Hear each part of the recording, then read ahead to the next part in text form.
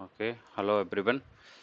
Okay, last classes में हम maximum Python interpreter का इनका नंबर लिस्ट और ये सब के बारे में, मोर कंट्रोल फ्लो के बारे में, डेटा स्ट्रक्चर के बारे में मैक्सिमम चीज़ों को पढ़ चुके हैं। इनपुट आउटपुट पढ़ चुके हैं हम।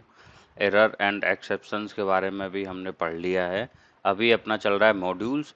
मॉड्यूल्स में हमने लास्ट क्लास में देखा था मोर ऑन मॉड्यूल्स के बारे में कि कैसे मॉड्यूल्स को एग्जीक्यूट किया जाता है एज ए स्क्रिप्ट, और कैसे मॉड्यूल को नॉर्मली एज ए मॉड्यूल के रूप में इंपोर्ट किया जाता है।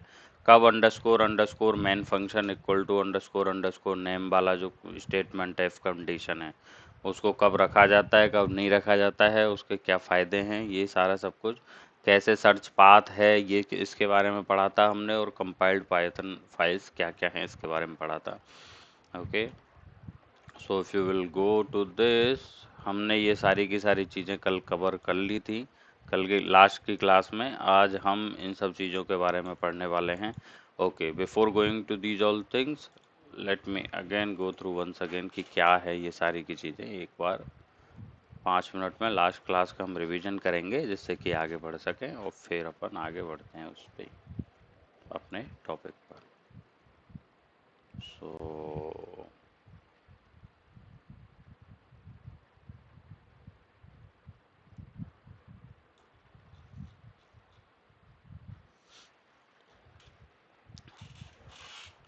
ओके, जिन जिन ने लास्ट क्लास अटेंड नहीं की या नहीं देखी है, अगर वो एक बार दोबारा से वीडियो है उसको देख लेना। आज थोड़ा सा मैं हल्का सा जल्दी जल्दी करके एक बार बता देता हूँ कि अगर किसी भी टाइप का आपकी अगर रिक्वायरमेंट कुछ ऐसी है कि आपको कुछ फंक्शंस की ज़रूरत पड़ती है बार बार बार, और आप उनको केवल एक ही बार लिखना चाहते हैं, तो आप क्या कर सकते हैं, उन सारे के सारे फंक्शंस के डेफिनेशन को एक फाइल फेवो, जैसे फेवो डॉट पी वाई, यहाँ पे जैसे एक एग्जाम्पल है, आप कोई भी xyz.py फाइल के अंदर सारे के सारे फंक्शंस को लिख सकते हैं। और फिर उस फाइल का जो नेम है डॉट पी वाई के अलावा जो भी आगे इसके जो लिखा हुआ नेम है, वो एज ए मॉड्यूल का नेम के रूप में ट्रीट होता है, और उसको इंपोर्ट आप डायरेक्टली इंपोर्ट कीवर्ड के थ्रू कर सकते हो। अगर आप कोई भी स्क्रिप्ट के अंदर इसे इंपोर्ट कीवर्ड के संग इंपोर्ट करते हैं, तो इसके अंदर लिखे हुए सारे के सारे फंक्शंस को आप डायरेक्टली एक्सेस करने के कैपेबल होते हैं, और उसे आप एक्सेस करके उसके डेफिनेशन को और फंक्शन के कार्य को यूज कर सकते हो। ठीक है कि नहीं? मैंने आपको बताया था कि जब कभी भी किसी भी मॉड्यूल को इंपोर्ट किया जाता है, तो उसके underscore underscore name underscore underscore variable के अंदर वो मॉड्यूल का नेम रखता है। लेकिन जब उसी ही स्क्रिप्ट को या मॉड्यूल को या फाइल को xyz.py, उसी फाइल को जब पाइथन के साथ रन किया जाता है, तो वो underscore underscore name underscore underscore variable का वैल्यू मेन के बराबर होता है। इसी कारण से हम उसे इफ कंडीशन में डालते हैं। ठीक है कि नहीं? मॉड्यूल्स को और किस किस तरीके से इंपोर्ट किया जा सकता है, ये भी मैंने आपको बताया लास्ट क्लास में कि आप क्या है, फिवो से फ्रॉम करके, फ्रॉम मॉड्यूल इंपोर्ट अलग अलग फंक्शंस को भी आप इंपोर्ट कर सकते हो। जब आप अलग अलग फंक्शन को इंपोर्ट करते हो, तो डायरेक्टली उन फंक्शंस को कॉल करा सकते हो कुछ इस तरीके से, जैसे कि फंक्शन इसी स्क्रिप्ट के अंदर लिखे हुए हों, जबकि वो इस स्क्रिप्ट के अंदर नहीं लिखे हुए हैं। ऐसी हमें ज़रूरत है कब पड़ती हैं? लेट से आपके कोई ऐसी रिक्वायरमेंट है कि कुछ कनेक्शन टाइप के या कुछ इस टाइप के ऐसे फंक्शंस हैं या इम्प्लीमेंटेशन है जो बार बार मल्टीपल स्क्रिप्ट में यूज हो रही है, तो ऐसे इम्प्लीमेंटेशन को आपको एक जगह पर एक मॉड्यूल के अंदर लिख करके और उस मॉड्यूल को बार बार अलग अलग फाइलों में आप इंपोर्ट कर सकते हो, जिससे कि आपको उस कोड को रीराइट ना करना पड़े और कोड की रीडेबिलिटी भी बढ़ सके और कोड सुंदर भी लगे। ठीक है कि नहीं? तो कोड में इस तरीके से आप इंपोर्ट करके, अगर दो फंक्शंस को इंपोर्ट करते हो, केवल आपको एक या दो फंक्शंस की ही ज़रूरत है डेफिनेशन की, तो आप उसे फ्रॉम कीवर्ड से डायरेक्टली इंपोर्ट करके डायरेक्टली उसे रन कर सकते हो। ये हमने कल देखा भी था। ठीक है कि नहीं? कोड रीडेबिलिटी अगर आप इंपोर्ट स्टार करते हो, तो इंपोर्ट स्टार में हमने देखा था this import all names except those beginning with the underscore. Underscore से जो बिगिनिंग हैं, उनके अलावा ये सारे के सारे नेम्स को इंपोर्ट करता है। ठीक है कि नहीं? Underscore star. वैसे मैं आपको बात बता दूं, underscore star is not a good practice. अगर आपको कुछ स्पेसिफिक फंक्शंस को ही इंपोर्ट करना है तो आप इंपोर्ट के बाद उन फंक्शंस का नाम दे सकते हो। लास्ट क्लास में हमने एज कीवर्ड के बारे में भी पढ़ा था कि लेट से आपने मॉड्यूल को इंपोर्ट किया और उसे यूज करने के लिए आप कुछ अलग रीनेम का यूज करना चाहते हो तो इंटरनली उसे एज कीवर्ड दे करके रीनेम कर सकते हो। यहाँ पे अब फिबो डॉट फिब की जरूरत नहीं है, फिब डॉट फिब की ही जरूरत है क्योंकि आपने फिबो को फिब के रूप में इंपोर्ट किया है। ठीक है कि नहीं? इसी हिसाब से आप किसी फंक्शन को भी जब इंपोर्ट कर रहे हो किसी मॉड्यूल से तो उसे भी एज कीवर्ड दे करके आप उसे रीनेम कर सकते हो और उसे डायरेक्टली यहाँ पे कॉल कर सकते हो। इस तरीके से आप फंक्शन का भी लोकल नाम से यूज कर सकते हो। ठीक है कि नहीं? फिर मैंने बताया था कि कैसे मॉड्यूल को एज ए स्क्रिप्ट एग्जीक्यूट किया जाता है। तो आप ये देख लें कि जब इस ब्लॉक को हम ज़्यादातर स्क्रिप्ट के अंदर लिखते हैं, क्यों हम इसको लिखते हैं? क्योंकि इस ब्लॉक के अंदर लिखा हुआ कोड तभी रन होता है जब वो स्क्रिप्ट कुछ इस तरीके से, जब वो फाइल कुछ इस तरीके से रन की जाती है। ऐसे ही file dot P Y file जो कि पाइथन स्पेस फाइल का नेम डॉट पी वाई इस तरीके से रन होती है उन्हें हम कहते हैं स्क्रिप्ट्स। ठीक है कि नहीं? पाइथन की फाइल के दो नाम हैं एक्चुअली, आइदर वो मॉड्यूल के रूप में यूज की जाती हैं, मॉड्यूल इंपोर्टेबल होती हैं, या फिर वो स्क्रिप्ट के रूप में रन की जाती हैं। अगर उन्हें स्क्रिप्ट के रूप में रन करना है तो आपको कुछ इस तरीके से इफ कंडीशन लगा के और उसके अंदर रनेबल कोड को लिखना पड़ेगा। स्क्रिप्ट के लिए जो ओनली स्क्रिप्ट के लिए रनेबल कोड है उसको लिखने के लिए कुछ इस तरीके से आपको करना पड़ेगा। ठीक है कि नहीं? अदरवाइज आपका ये वाला पोर्शन जब आप इसी स्क्रिप्ट को सेम फाइल को जब आप ऐसे मॉड्यूल के रूप में इंपोर्ट करोगे तो इस इफ कंडीशन के अंदर लिखा हुआ कोड आपका रन नहीं होगा। ये हमने कल लास्ट क्लास में देखा भी था, मैं आपको दोबारा से एक बार बता देता हूँ। थोड़ा सा ये एक इम्पोर्टेंट कंसेप्ट है, इसलिए कल हमने ये mod fib dot P Y करके फाइल लिखी थी। आप अगर इस फाइल को देखोगे तो इस फाइल के अंदर हमने ये फिब फंक्शन लिखा है, मेन फंक्शन लिखा है और इस मेन फंक्शन को हमने यहाँ डायरेक्टली कॉल करा दिया है जैसा हम पहले करते आ रहे हैं। ये इफ कंडीशन और ये सबको अभी मैंने कमेंट आउट कर रखा है। मैंने बताया था कि जब इसे डायरेक्टली कॉल कराएंगे हम तो इसको चाहे आइदर हम इसको रन करें तो भी मेन फंक्शन कॉल होगा या फिर हम इसको इंपोर्ट करें तो भी मेन फंक्शन कॉल होगा। और मेन फंक्शन इंपोर्ट करता है एबीसी को। ओके, तो हमारा ये बिहेवियर इस टाइम पे कैसा होगा अपन एक बार देख लेते हैं दोबारा से। तो अगर आप सिंपली इसको एज ए स्क्रिप्ट के रूप में यूज करना चाहते हो तो आप क्या कर सकते हो, Python modfib dot P Y. जब आपने इसको पाइथन के फॉर्मेट से रन किया, इस फाइल को एज ए स्क्रिप्ट रन किया तो इसने रिटर्न किया एबीसी। अब इसी सेम फाइल को मैं इंपोर्ट कराता हूँ और इंपोर्ट कीवर्ड के थ्रू मैंने mod अंडरस्कोर fib को इंपोर्ट कराया। तो भी देखो आप इंपोर्ट करने के तुरंत बाद वो यहाँ पे एबीसी प्रिंट हो गया, जबकि इस एबीसी का इंपोर्ट करने के टाइम पे कोई यूज नहीं है। हम इंपोर्ट इसलिए करते हैं किसी भी मॉड्यूल को जिससे उस मॉड्यूल के अंदर लिखे हुए फंक्शंस को हम रीयूज कर सकें, ना कि किसी भी चीज़ को रन करने के लिए हम इंपोर्ट के टाइम पे कोई चीज़ ऑटोमेटिक रन हो जाए इस तरीके से हम किसी भी स्क्रिप्ट को या किसी भी फाइल को इंपोर्ट नहीं करते हैं। तो इस चीज़ से बचने के लिए हमें क्या करना पड़ेगा, हमको ये मेन फंक्शन कॉल कराना पड़ेगा अंडरस्कोर अंडरस्कोर नेम मेन के अंदर।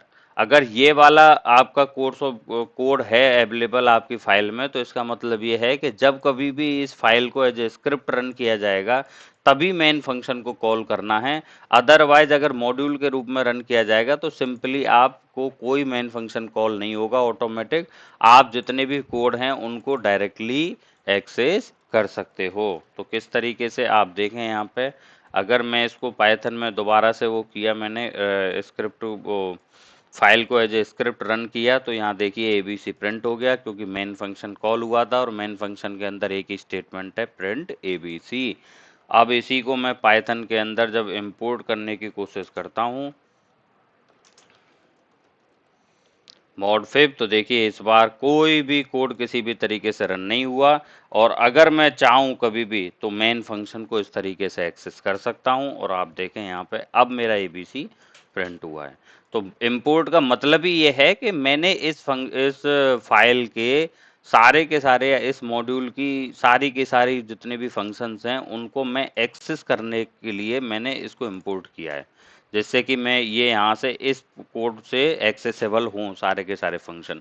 बट इसका मतलब ये नहीं है कि ये ऑटोमेटिक सारे के सारे फंक्शन ऑटोमेटिक कॉल होने लग जाएं, ठीक है कि नहीं। तो इसीलिए हम अपने कोड में इस तरीके का स्टेटमेंट रखते हैं, और ये एक अच्छी कोडिंग की प्रैक्टिस होती है। आपको अपनी फाइल के अंदर अंडरस्कोर नेम और ये स्टेटमेंट रखना चाहिए, जिससे कि स्क्रिप्ट को पता रहे या फाइल को पता रहे कि कब इसे एज ए स्क्रिप्ट ट्रीट करना है और कब इसे एज ए मॉड्यूल ट्रीट करना है, ठीक है कि नहीं। अच्छा, सर्च पाथ के बारे में मैंने लास्ट टाइम बताया था कि आपका मॉड्यूल किस पाथ पर अवेलेबल है। ये इसको सर्च करने के लिए पाइथन कैसे एल्गोरिथम को यूज किया करता है कि पहले इंटरनल अपने बिल्ट इन मॉड्यूल्स के नेम्स में सर्च करता है कि क्या इस टाइप का कोई नेम अवेलेबल है या नहीं है। अगर नहीं है तब वो sys डॉट पाथ और sys डॉट पाथ के अंदर लिखे हुए जितने भी लोकेशंस हैं उन सब पे जाता है और इसको सर्च करने की कोशिश करता है, ठीक है कि नहीं। ओके, मैंने आपको एक और चीज़ बताई थी कि जब कभी भी किसी भी मॉड्यूल को इंपोर्ट किया जाता है तो आपके उस फोल्डर के अंदर ऑटोमेटिकली ये पाई कैसे नाम का फोल्डर बन जाता है। व्हाट इज दिस पाई कैसे फोल्डर? ये पाई कैसे एक डायरेक्टरी है जिसके अंदर आपके इंपोर्टेड मॉड्यूल का module dot version dot PYC के नाम से एक कंपाइल्ड वर्जन क्रिएट हो जाता है उस मॉड्यूल का। और ये कंपाइल्ड वर्जन क्या करता है, ये बाइनरी फॉर्मेट का कंपाइल्ड वर्जन होता है जो कि मॉड्यूल को लोड करने में स्पीड अप कर देता है, और वो मॉड्यूल को उसी हिसाब से आप फिर डायरेक्टली उस मॉड्यूल में से जो भी कॉल करेंगे वो कंपाइल्ड वर्जन में से कंपाइल्ड कोड को आपके लिए एक्सेसिबल बना देगा। तो अगर ऐसा है तो हम भी देख लेते हैं एक बार कि हमारे पाई कैसे में क्या अवेलेबल है। तो आप देखें मोड फिब मॉड्यूल का नेम डॉट सी पाइथन 39, हम पाइथन 3.9 यूज कर रहे हैं, तो ये वर्जन हो गया आपका डॉट पी वाई सी। और अगर हम देखेंगे कि इसका क्या क्या फाइल है, तो ये बाइट कंपाइल्ड बाइट फाइल है जो पाइथन 3.9 में अवेलेबल है। और अगर हम इसका कोड देखेंगे तो आपको पता लगेगा कि बाइनरी फॉर्मेट का लिखा हुआ कंपाइल्ड कोड है, ठीक है कि नहीं। और इसी को हम इंपोर्ट कर रहे हैं बार बार।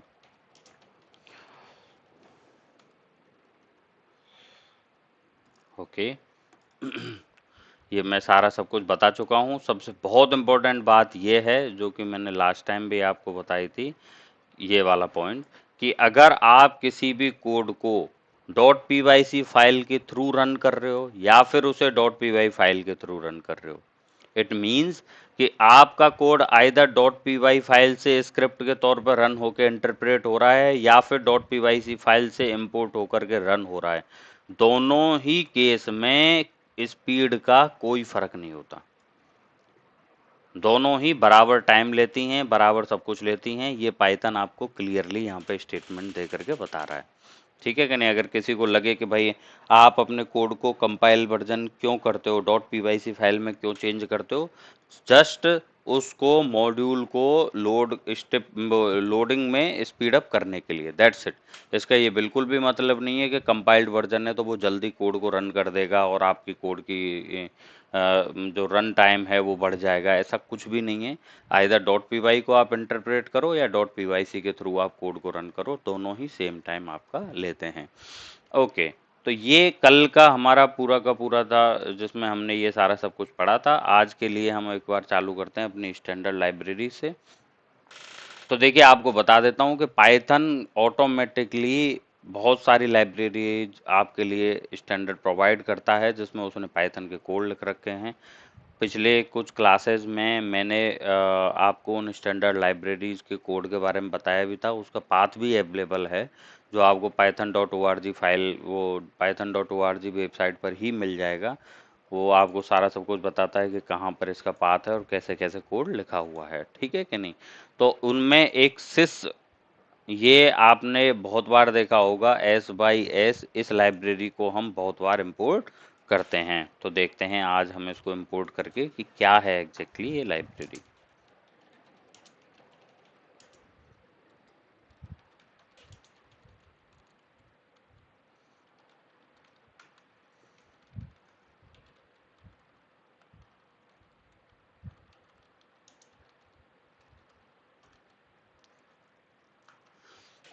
अगर हमने इंपोर्ट सिस्ट किया और मैंने बताया था कि dir फंक्शन क्या करता है, जितने भी लोकली अवेलेबल आपके लिए ऑप्शंस हैं उन सबको ये dir के द्वारा हम देख सकते हैं। तो देखें आप यहाँ पे, अगर आपने dir किया है तो ये जितने भी ऑप्शंस हैं ना, ये अंडरस्कोर अंडरस्कोर ये सारे के सारे ऑप्शंस आपकी इस अभी कोड के लिए अवेलेबल हैं, क्योंकि हर एक पाइथन की फाइल अपने आप में ये underscore underscore doc loader name package ये सारे के सारे वेरिएबल इनबिल्ट रूप से देती है। अदर देन दैट इसने एक सिस करके लाइब्रेरी को और एक्सेसिबल बना दिया आपके लिए। अब आप यहाँ से sys डॉट ps1 ऐसे कोई भी वेरिएबल को चाहो तो आप प्रिंट करा सकते हो। देखिए आपने यहाँ पे अगर हम sys डॉट ps1 कराते हैं तो ये प्रिंट होता है। ये ps1 क्या है, ये एक जेनरिक, आपको यहाँ पे पता लगेगा कि ये दो वेरिएबल होते हैं, ps1 और ps2। ps1 आपका बताता है कि क्या आपका प्राइमरी प्रॉम्प्ट है, ठीक है कि नहीं। अगर आप इसको चाहो तो प्रॉम्प्ट PS1 की वैल्यू को अगर असाइन, मतलब PS1 में कुछ नई वैल्यू आप असाइन कर देंगे तो ये तीन एरो साइन के अलावा आपको वो नया जो प्रॉम्प्ट आपने असाइन किया है वो वैसा प्रॉम्प्ट दिखने लग जाता है। PS2 ये बताता है कि लेट से अगर आपको किसी एक प्रॉम्प्ट से दूसरे प्रॉम्प्ट में जाना है, जो कि हम पाइथन का कोड लिखते टाइम पे किसी फंक्शन को डिफाइन करते हैं तो ये डॉट डॉट डॉट जैसा कुछ आता है, राइट। ये इस तरीके का जो प्रॉम्प्ट होता है वो PS2 प्रॉम्प्ट होता है। कैसे आता है बता देता हूँ मैं आपको। लेट से आपने इफ कंडीशन लिखी तो देखिए ये डॉट डॉट डॉट ये सेकेंडरी आपका प्रॉम्प्ट है, ठीक है कि नहीं। और अगर आप यहाँ पर देखेंगे sys डॉट ps2 तो आप देखें यहाँ पे sys डॉट ps2 इस तरीके से है। तो आप क्या है कि किसी भी ये स्टैंडर्ड लाइब्रेरीज अवेलेबल हैं, इम्पोर्ट sys कर सकते हो, os कर सकते हो, और भी बहुत सारे लाइब्रेरीज हैं जिनको हम इंपोर्ट कर सकते हैं। स्टैंडर्ड लाइब्रेरीज अवेलेबल हैं पाइथन की, उनको इंपोर्ट करके उससे रिलेटेड जितनी भी चीज़ें हैं हम उनको एक्सेस कर सकते हैं। लिनक्स टर्मिनल पर कर्नल से रिलेटेड जितने भी एक्सेसिबल फंक्शंस होते हैं जिनमें आप पाथ और ये सारी चीज़ों को भी एक्सेस करते हो, ये सारे के सारे चीज़ें आप इस इम्पोर्टेड ये अवेलेबल स्टैंडर्ड मॉड्यूल के थ्रू आप चीज़ों को चेंज कर सकते हो और एक्सेस कर सकते हो, ठीक है कि नहीं। sys डॉट ls ये बताता है कि इसमें क्या क्या फाइल अवेलेबल हैं, इस तरीके से सारी चीज़ों को आप कर सकते हैं, ठीक है कि नहीं। पाथ को भी चेंज कर सकते हो यहीं से, आपके स्क्रिप्ट के थ्रू कोई नया पाथ भी आपको ऐड करना है कर्नल के पाइथन पाथ के इसमें, या sys डॉट पाथ नाम sys डॉट पाथ के कर्नल वेरिएबल में, तो उसको भी आप यहाँ से चेंज कर सकते हैं, ठीक है कि नहीं। अच्छा dir फंक्शन क्या होता है इसके बारे में देख लेते हैं हम। मैंने आपको बताया ही था कि ये आपका एक बिल्ट इन फंक्शन है। बिल्ट इन फंक्शन किस लिए काम आता है कि ये सारे के सारे फाइंड आउट विच नेम्स और मॉड्यूल डिफाइन, जो आपके इसमें एग्जैक्टली डिफाइंड है उन सबको बताएगा, ठीक है कि नहीं। तो हमने जब इसको normally dir without any argument करोगे आप, तो आपकी करेंटली इस स्क्रिप्ट के अंदर या इस फाइल के एनवायरनमेंट के अंदर आपके इतने सारे ऑप्शंस अवेलेबल हैं जिनको आप एक्सेस कर सकते हो। अगर आप डायरेक्टली चाहो तो PS1 को आप एक्सेस नहीं कर सकते, आपको sys डॉट ps1 ही एक्सेस करना पड़ेगा। उसका कारण क्या है, उसका कारण ये है क्योंकि आपके लिए करंटली जो अवेलेबल मॉड्यूल है, जो ऑप्शन अवेलेबल है वो sys का यहाँ पर दिख रहा है ऑप्शन। और अब आप sys के अंदर क्या क्या एक्सेस कर सकते हो, अगर आपको ये देखना है तो dir sys करोगे आप, तो आपको सारे के सारे sys के अंदर अवेलेबल जो फंक्शंस हैं, जो मॉड्यूल्स हैं, जो एक्सेसिबल हैं, वो सारी की सारी चीज़ें आपको यहाँ पर शो हो जाएगी। तो डायरेक्ट dir का इस तरीके से बहुत यूज है। अगर आप चाहते हो कि आपको कोई चीज़ देखनी है कि इस इम्पोर्टेड मॉड्यूल के अंदर अवेलेबल है या नहीं है, तो आप उसे dir करके सारे के सारे ऑप्शंस देख सकते हो कि इसमें क्या क्या हमारा अवेलेबल है। लेट से मैंने इंपोर्ट किया mod अंडरस्कोर, ओके। पहले तो हम एक काम करते हैं,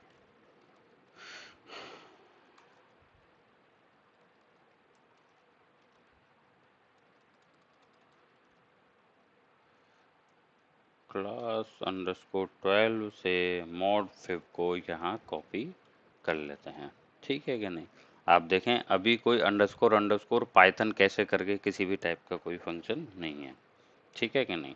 अब मैंने इसको क्या किया, मॉड अंडरस्कोर फिब को इंपोर्ट किया।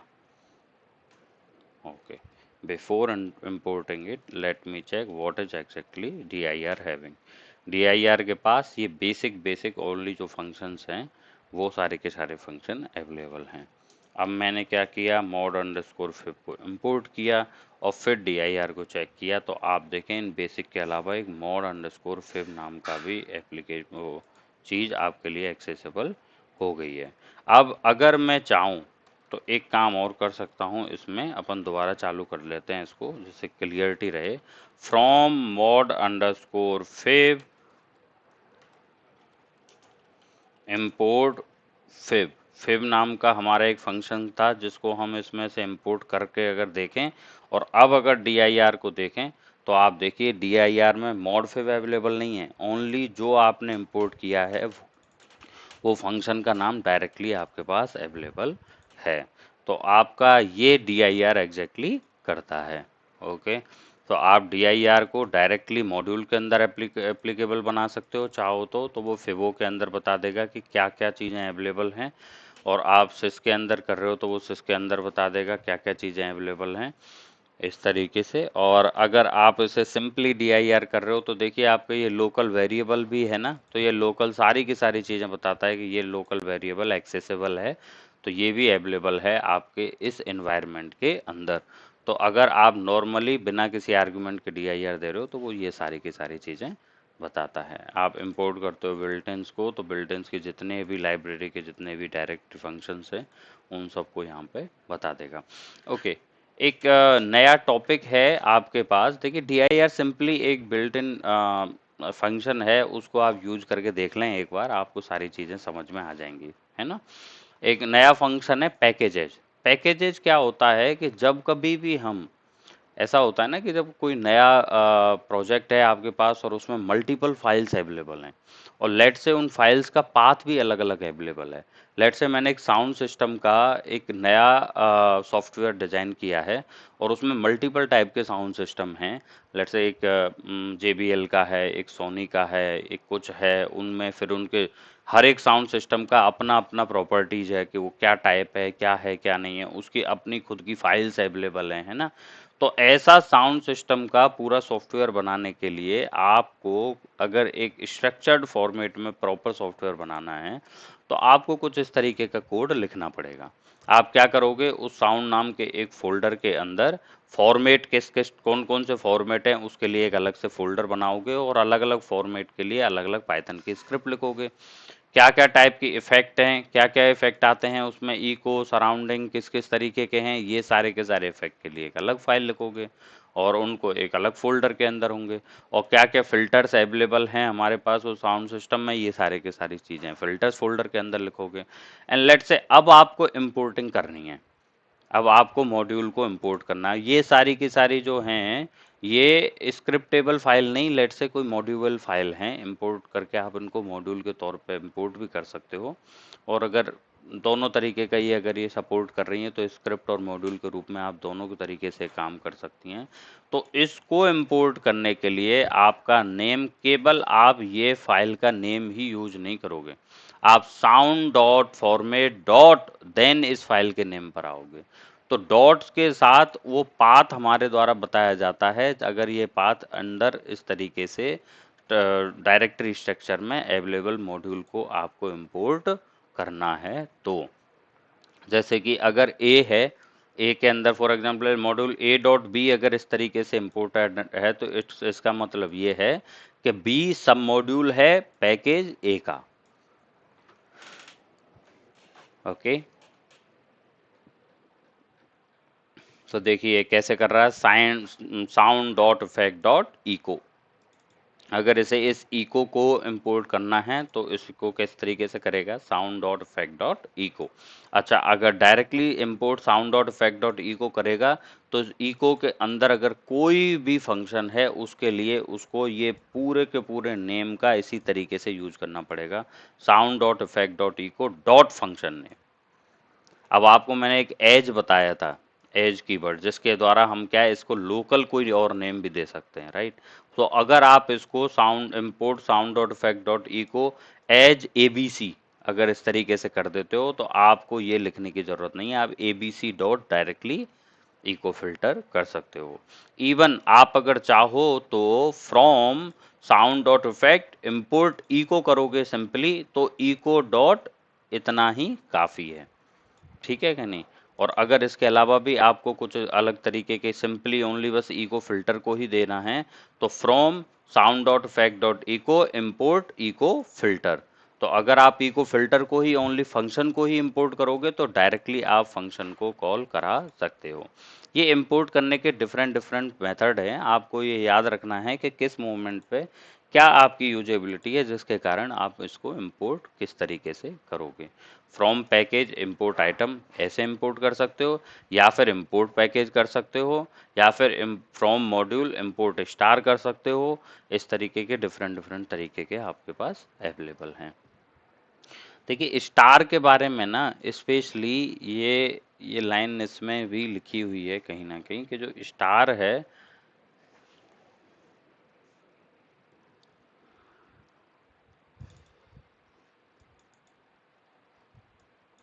ये एक package author may not decide not to support it if they don't see the use of importing star from their package.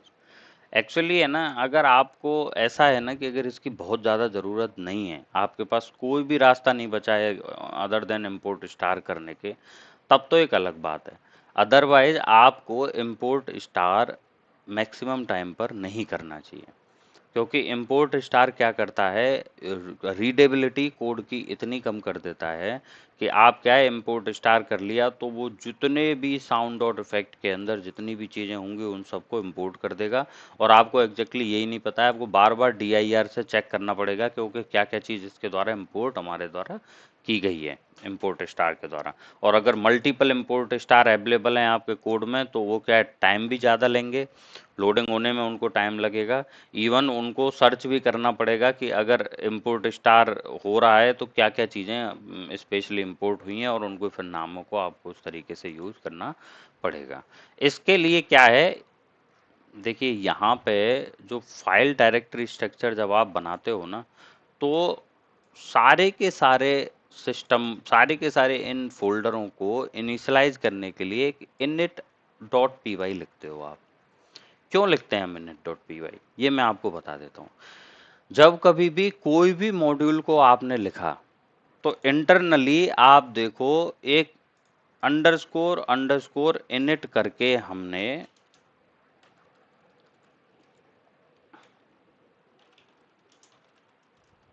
mod underscore फिर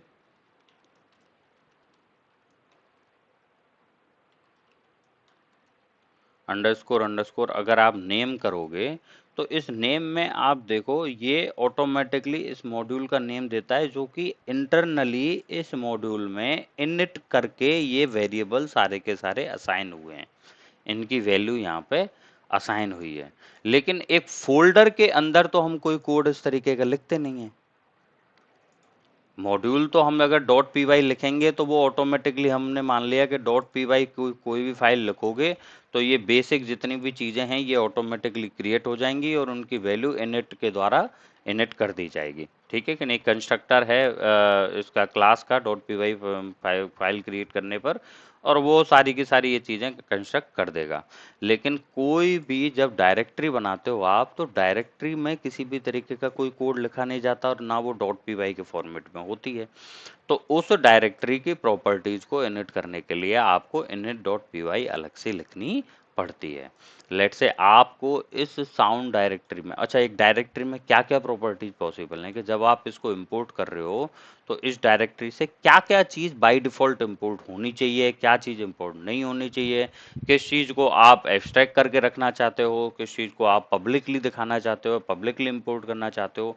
तो ये सारी की सारी चीज़ें आप यहाँ पर देखो इनिशियलाइज द साउंड पैकेज, इस पैकेज के अंदर init.py में आप डिफाइन या इनिशियलाइज कर सकते हो।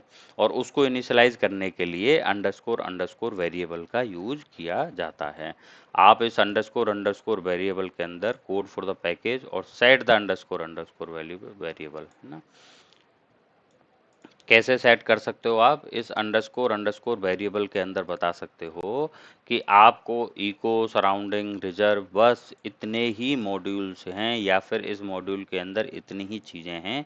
अगर कोई इंपोर्ट स्टार भी करता है तो आपके init.py के अंदर अगर ये वेरिएबल अवेलेबल है तो ये वेरिएबल ये बताएगा कि ये ही मेरे मैक्सिमम इंपोर्टेबल मॉड्यूल अवेलेबल हैं, आप इनको ऐसे ही सीधा सीधा इंपोर्ट कर लीजिए।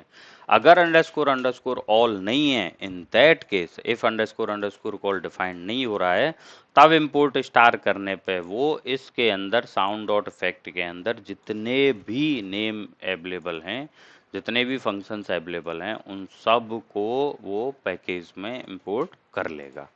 ठीक है कि नहीं।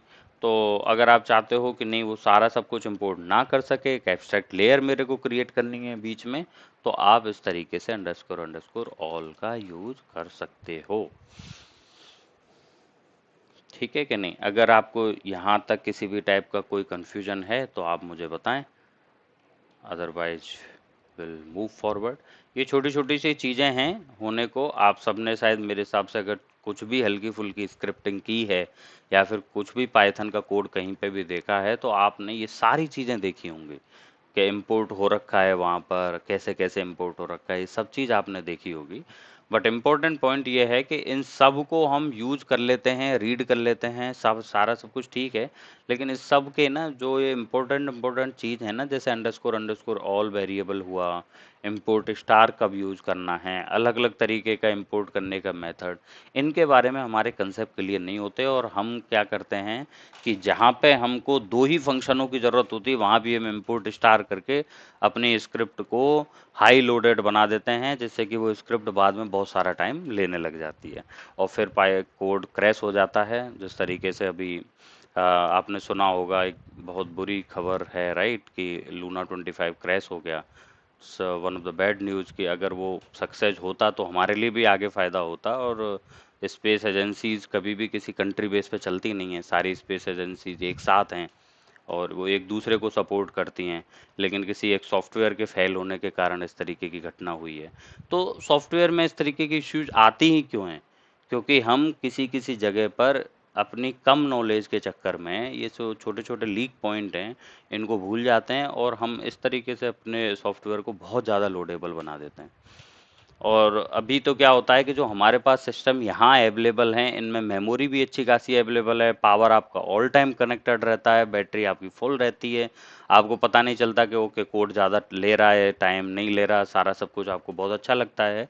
लेकिन स्पेस क्राफ्ट और ये कुछ इस तरीके की जो चीज़ें होती हैं ना, वहाँ पे आपके पास मेमोरी भी बहुत लिमिटेड होती है, पावर भी बहुत लिमिटेड होती है, तो आपका सॉफ्टवेयर उतना नीट एंड क्लीन होना चाहिए। आप उतनी ही चीज़ों को इंपोर्ट करें, उतनी ही चीज़ों को आप प्रॉपर यूज़ करें जिससे कि आपका सॉफ्टवेयर किसी भी सिचुएशन में प्रॉपर वर्क कर सके। That's the important thing. ठीक है कि नहीं। तो हमने इंपोर्ट स्टार के बारे में पढ़ लिया। मैंने आपको बहुत बार ये लाइन बोली है कि import star is not good to use. आपको एक बैड प्रैक्टिस है, देखो यहाँ पे सीधा इसने लिखा है, खुद पाइथन ने still considered bad practice in the production code. When you use import star, it is still considered bad practice in the production code. Production code का मतलब ऐसा कोड जो कि मेन प्रोडक्शन में यूज किया जा रहा है, फील्ड में यूज किया जा रहा है। फील्ड में ऐसे कोड की बिल्कुल ज़रूरत नहीं है जो इंपोर्ट स्टार लिख करके काम चल रहा है आगे जिसमें, क्योंकि वो लोडिंग का जो टाइम लेगा इतने टाइम में तो अपना कोड दोबारा से फंक्शन को आप लिख करके रिकम्पाइल कर सकते हो, इतना अपन को करना ही नहीं है। अपन को ज़रूरत के हिसाब से ही इंपोर्ट कराना है जितनी अपन को चीज़ों की ज़रूरत है, कि पाइथन इसीलिए तो ये फैसिलिटी दे रहा है, अदरवाइज पाइथन आपको हर जगह इंपोर्ट स्टार दे दिया होता। पाइथन वांट्स कि आपका कोड जितना मिनिमम से मिनिमम मेमोरी और टाइम में चल सके उतना मिनिमम मेमोरी और टाइम में आपको चलाना है, इसीलिए उसने एक ही चीज़ को डिफाइन करने के ये 15 तरीके आपको बताएं। ये आपको डिसाइड करना है रन टाइम पर, जब आप कोड लिख रहे हो उस टाइम पर, कि आपकी रिक्वायरमेंट क्या है और उस हिसाब से आपको इंपोर्टिंग करनी है। तो देखिए, अगर आपका फाइल स्ट्रक्चर कुछ इस तरीके से है और आपने init.py भी लिख रखा है, सारा सब कुछ है ना, और आप किसी थर्ड फोल्डर से साउंड डॉट फॉर्मेट डॉट या sound dot effect dot echo को इंपोर्ट करा रहे हो, ठीक है कि नहीं। अगर आप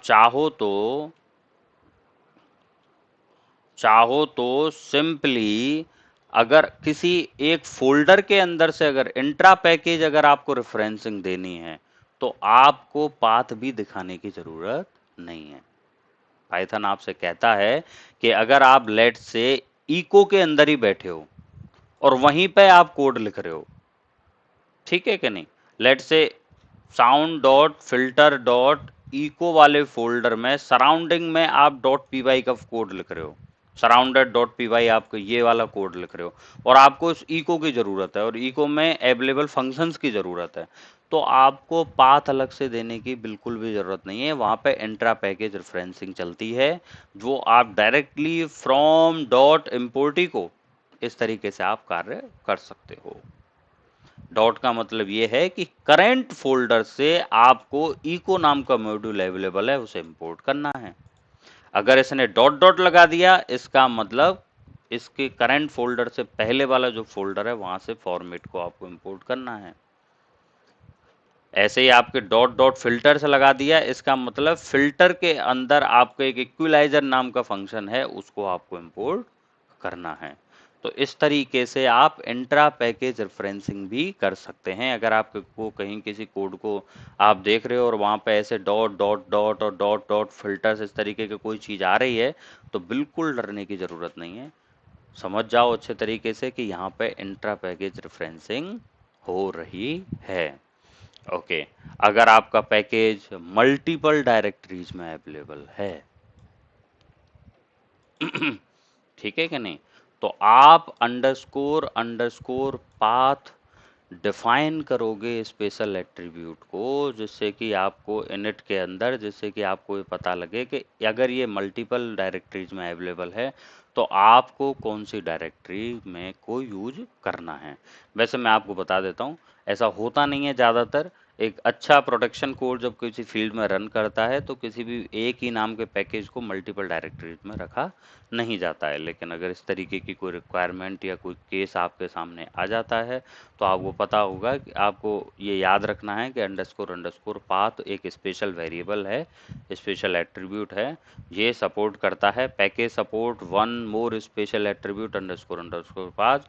this is initialized to be the list containing the name of the directory holding the packages init.py before the code in the file executed. Okay, तो इस अंडरस्कोर अंडरस्कोर पाथ एट्रीब्यूट के थ्रू आपको पता लग जाएगा कि हाँ भैया कौन सी डायरेक्टरी है इसकी, और आपको किस किस डायरेक्टरी वाले पाथ को यूज करना है, ठीक है कि नहीं। तो देखो, मॉड्यूलिंग में हमारा सारा का सारा चैप्टर जितना भी है हमने इस तरीके से कंप्लीट कर लिया है, ठीक है ना। Intra package, packages import star, फिर ये डायरेक्टरी के पैकेजेज कैसे यूज किए जाते हैं डिफरेंट डिफरेंट डायरेक्टरीज में। dir अपने आप में एक बहुत इंपॉर्टेंट फंक्शन है, इसको आपको याद रखना है, बहुत जगह पे यूज आने वाला है ये फंक्शन, ठीक है कि नहीं। dir का कैसे यूज करते हैं हम, फिर स्टैंडर्ड लाइब्रेरीज हमारी क्या क्या हैं, pyc फाइल क्या है, कब कंपाइल होती है। आपको ये मैंने बताया था कि आउट ऑफ डेट जब तक नहीं होता कंपाइल्ड वर्जन, तब तक पाइथन उस pyc फाइल को अपडेट नहीं करता है। पाइथन कब अपडेट करता है इस pyc फाइल को, अगर ऐसा हो कि आपने इस पाइथन मॉड्यूल के अंदर कुछ चेंजेस कर दिए हैं और अब कंपाइलेशन कुछ नई डेट के, मॉडिफाइड डेट के साथ अपडेट हो गया है, तो उस मोमेंट पे पाइथन इसको रिप्लेस कर देता है, ठीक है कि नहीं। और ये मैंने बताया था, सर्च पाथ के बारे में मैं बता चुका हूँ। ये बहुत इंपॉर्टेंट टॉपिक है, executive modules as a script. कब किसी फाइल को एज ए मॉड्यूल बनाना है, कब उसे एज ए स्क्रिप्ट बनाना है, किसी एक ही फाइल के अंदर दोनों तरीके की फैसिलिटी आपको इस इफ कंडीशन से किस तरीके से दी जाती है, ये आपको स्पेशली याद रखना है।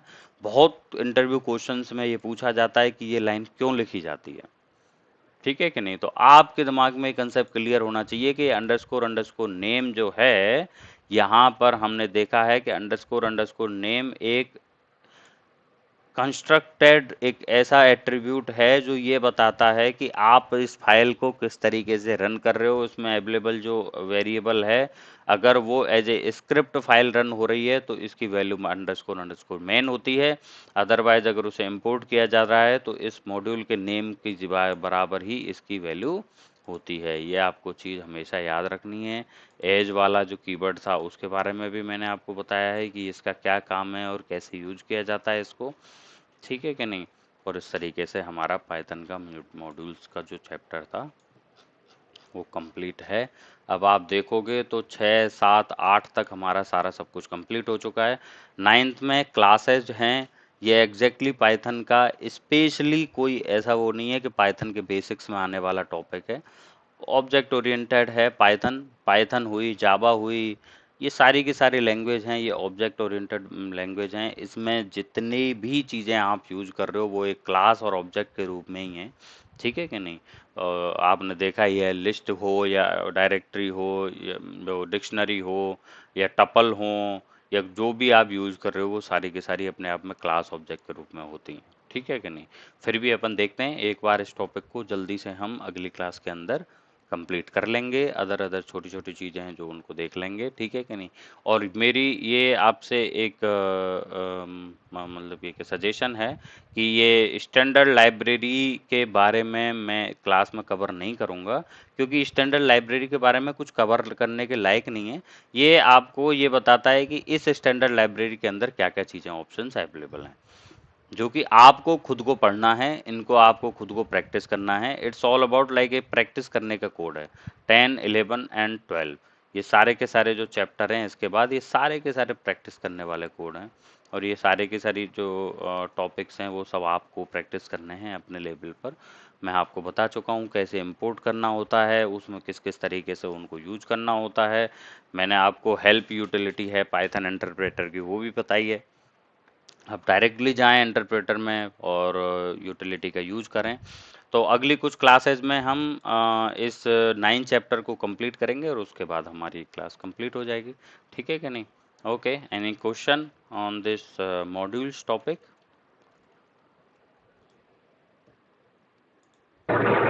नो।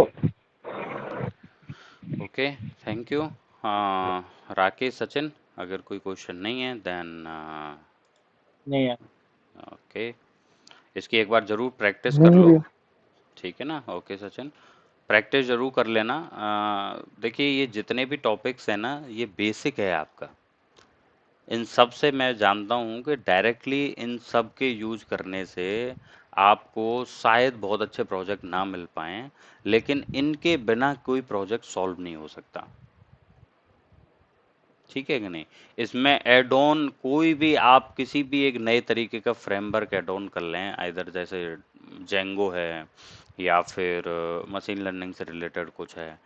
कोई भी आप नया टॉपिक उठाओगे या नया कोई भी मॉड्यूल आप पाइथन में जैसे ही पढ़ने लगोगे तो इस बेसिक की आपको हर जगह ज़रूरत पड़ेगी। और अगर आपका बेसिक बहुत अच्छी तरीके से क्लियर है तो आप वो सारी की सारी चीज़ें 15-20 दिन के अंदर पढ़ के और डायरेक्टली फ्रीलांसिंग या इधर उधर कहीं से भी कोई भी काम चालू कर सकते हो। अदरवाइज किसी अच्छी कंपनी में इंटरव्यू देके भी आप आराम से अपना करियर स्टार्ट बिल्डअप करना स्टार्ट कर सकते हो, ठीक है कि नहीं। तो ये जितने भी टॉपिक्स हैं जो हमने इसमें कवर किए हैं इनको बहुत अच्छी तरीके से प्रैक्टिस कर लो। आपके पास अभी लिनक्स का पूरा एनवायरनमेंट अवेलेबल है। मैं आपको बता देता हूँ कि आपके रिज्यूम में लिनक्स का ओनली ये बता देना कि हाँ मेरे को लिनक्स आता है, that's another A positive point. अगर आपको सिंपली आप कह रहे हो ना कि हाँ मैंने लिनक्स पे काम किया है, मैंने प्रैक्टिस की है उस पर, और एज ए फ्रेशर आप इस चीज़ को लेकर के जा रहे हो ना, तो बहुत अच्छा पॉइंट है आपके लिए। इंटरव्यू में आपकी बेसिक प्लस हो जाता है कि ओके ये बंदा काम चालू करते ही इनिशियली इसको टाइम नहीं लगेगा और ये बहुत जल्दी चीज़ों को अडॉप्ट करना चालू कर देगा, ठीक है कि नहीं। तो इन चीज़ों को सीरियस लेकर के आप एक बार गो थ्रू जरूर करें। Okay, okay, that's all about for today's. Thank you everyone, bye bye.